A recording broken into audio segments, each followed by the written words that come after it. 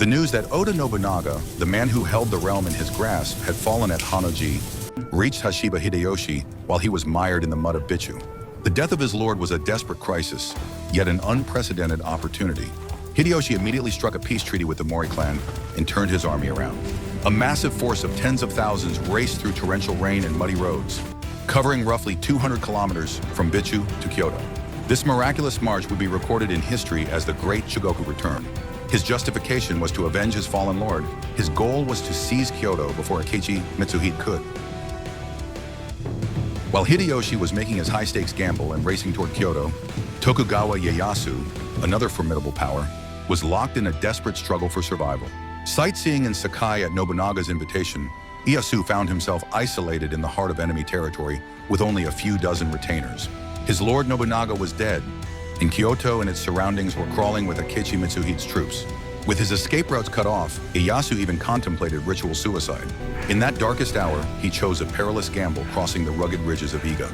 This escape, later dubbed the Shinku Igago, was the most hazardous moment of Ieyasu's life. Aided by local ninja, he barely managed to reach his home territory at Okazaki Castle in Mikawa on June 4th. On June 13th, the armies of Hideyoshi and Mitsuhide clashed at Yamazaki, on the border of Setsu and Yamashiro provinces. Pressuring Mitsuhide with overwhelming mobility and numerical superiority, Hideyoshi's allied forces surged forward. Branded as a traitor, Mitsuhide's army collapsed helplessly, bringing a swift and crushing end to his three-day reign. Ieyasu had begun marching west with his Mikawa forces around June 10th. However, by the time he reached Narumi, word reached him that Hideyoshi had already crushed Mitsuhide at the Battle of Yamazaki on June 13th, declaring, "The Lord's vengeance has already been exacted, so there is no need for me to proceed." Ieyasu turned his army back. Ultimately, Hideyoshi's breathtaking speed had allowed him to claim the moral and political high ground as the rightful successor to the realm. The battle was over, but the struggle for absolute power was just beginning. Inside Kiyosu Castle, a palpable tension gripped the gathering retainers. The senior vassal, Shibata Katsuye, sought to check Hideyoshi's ambition by backing Nobunaga's third son, Nobutaka. But Hideyoshi held an unexpected trump card.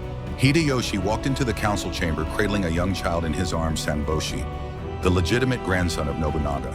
When the Hanaji incident claimed both his grandfather Nobunaga and father Nobutada, Sanboshi was a mere 3-year-old infant.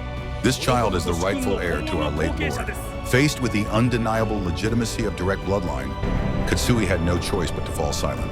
Through this brilliant political masterstroke, Hideyoshi seized actual control of the Oda clan, transcending the status of a mere general to join the ranks of those who rule the realm. The moral justification of avenging his master, the sheer velocity of his army, and a political acumen that completely overwhelmed his rivals. In the summer of 1582, Japanese history was being rewritten by the hands of the man once mocked as the monkey.